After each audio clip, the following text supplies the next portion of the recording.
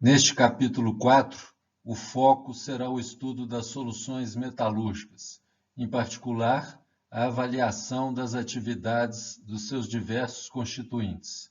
Nós vamos dividir as soluções metalúrgicas em duas categorias: as soluções metálicas, no caso particular da siderurgia, ferro, gusa e aço, e as escórias.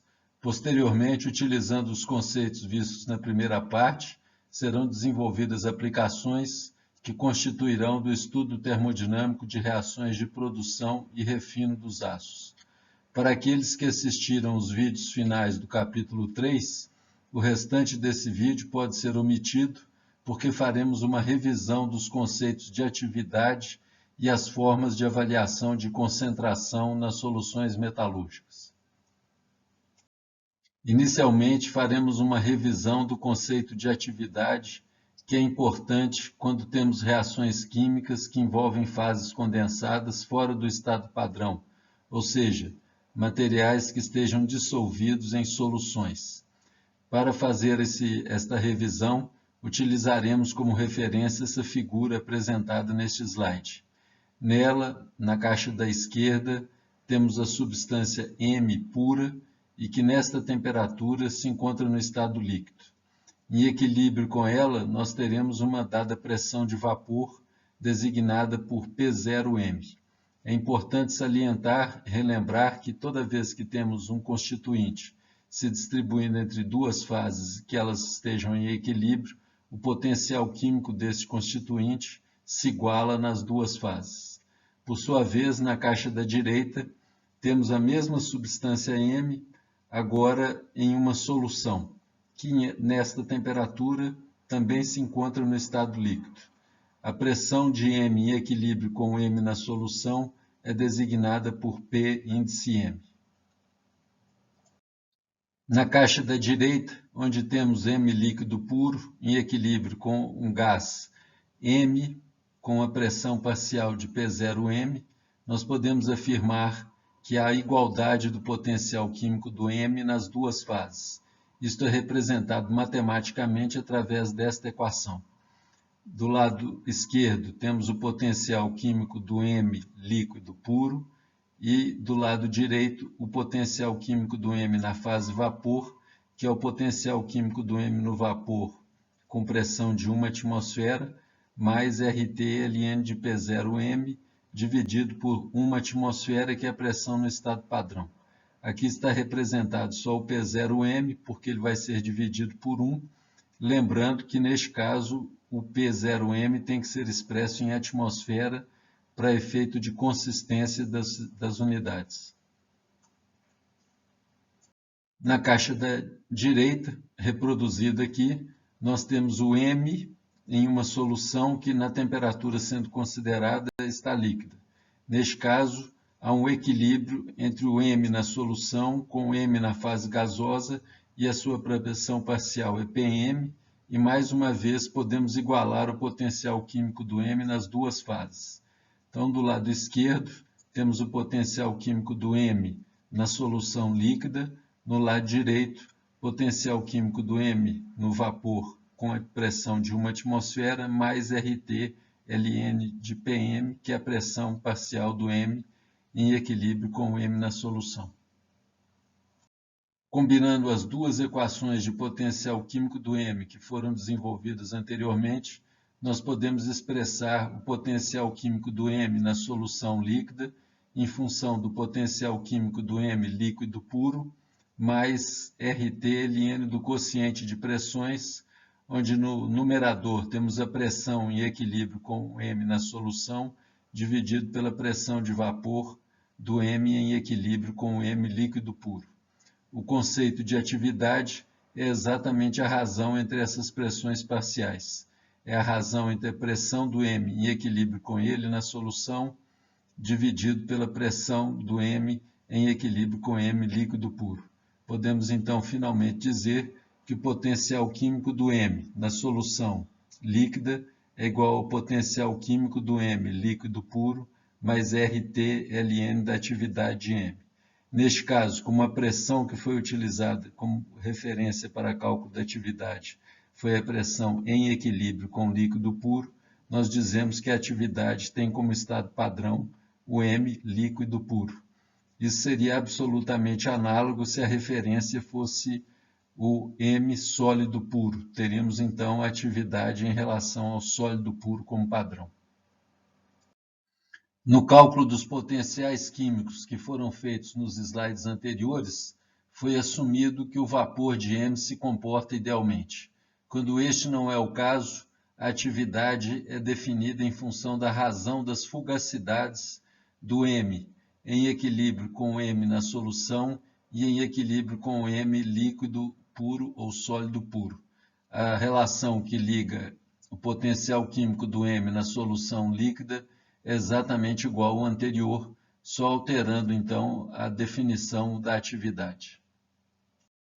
Utilizando o conceito de derivada, podemos desenvolver uma relação geral para a estimativa da variação de energia livre em equilíbrios químicos envolvendo gases e materiais que estejam dissolvidos em fases condensadas, sólidas e líquidas e que estejam, portanto, fora do estado padrão. Neste caso, a reação geral a ser considerada é a que envolve a combinação dos reagentes A e B, formando C e D. Neste caso, os índices que estão em parênteses indicam os estados padrão que são tomados para avaliação da variação de energia livre padrão. No caso das substâncias B e D, os estados padrão para determinação das atividades são, respectivamente, o sólido puro e o líquido puro. A variação de energia livre é, então, estimada pela energia livre dos produtos, menos o somatório da energia livre dos reagentes, o que pode ser expresso matematicamente através dessa equação, onde μ índice C, D, A e B se referem aos potenciais químicos desses diversos constituintes. E C, D, A e B são os coeficientes estequiométricos com que esses reagentes e produtos aparecem na reação. Substituindo pelas definições de potencial químico, nós geramos a equação para a estimativa do ΔG em função dos potenciais químicos dos produtos e dos reagentes e de seus coeficientes estequiométricos. Agrupando as parcelas que estavam na equação anterior e que estavam associadas ao termo com logaritmo, nós podemos reescrever a expressão de ΔG desta forma. Este grupo aqui contém os potenciais químicos de produtos e reagentes nos seus referidos estados padrão, mais um termo RTLN do quociente do produto, das pressões vezes atividades dos produtos elevados aos seus coeficientes estequiométricos, dividido pelo produto das pressões e atividades dos reagentes elevados também aos seus respectivos coeficientes estequiométricos. Esse grupo de 4 potenciais químicos, que se referem aos potenciais químicos dos materiais nos seus estados padrão, é exatamente a variação de energia livre. Podemos então escrever a equação final de variação de energia livre em função da variação de energia livre padrão e deste termo adicional RTLN, a pressão do C elevado a C, a atividade do constituinte D elevado ao seu coeficiente estequiométrico. É a mesma coisa para o denominador, que é a pressão de A elevado ao seu coeficiente estequiométrico A, atividade de B elevado ao seu coeficiente estequiométrico B minúsculo. Em boa parte deste capítulo 4, o nosso objetivo será verificar as diferentes metodologias que podemos utilizar e as informações que estão disponíveis na literatura para avaliação de atividades de elementos no aço e também para avaliação de atividades de compostos presentes nas escórias que têm interesse dentro da siderurgia. No final das contas, o que objetivamos ter é uma relação que ligue a atividade de um determinado constituinte I em função da composição química da fase em que ele se encontra e da temperatura. Procuraremos trabalhar com essa função tanto no sentido direto quanto inverso, ou seja, determinar, conhecendo a composição química e a temperatura, o valor da atividade e, conhecendo a atividade e a temperatura, determinar o teor ou a fração molar deste constituinte na fase em que ele se encontra. Para desenvolvermos esse estudo sobre a avaliação das atividades nas soluções metalúrgicas, alguns conceitos importantes devem ser revisados. Um deles é o próprio conceito de solução. Solução será entendida como uma fase que é constituída de diferentes componentes. Por exemplo, o caso do aço, nós temos diferentes elementos constituídos, dissolvidos, formando apenas uma fase. Por exemplo, ferro, carbono, silício, manganês, fósforo, enxofre, etc. No caso das escórias, mais uma vez, temos uma solução porque temos uma fase constituída de diferentes óxidos e, eventualmente, até de presença de fluoretos e sulfetos. Em todos esses casos, é fundamental que possamos expressar as concentrações dos diferentes materiais que constituem a escória. Duas formas de expressar concentração são usualmente empregadas: a porcentagem em massa e a fração molar.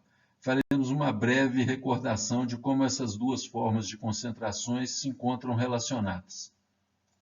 A porcentagem em massa é nada mais do que a massa de um determinado constituinte dividido pelo somatório de todas as massas dos constituintes que compõem a solução sendo estudada.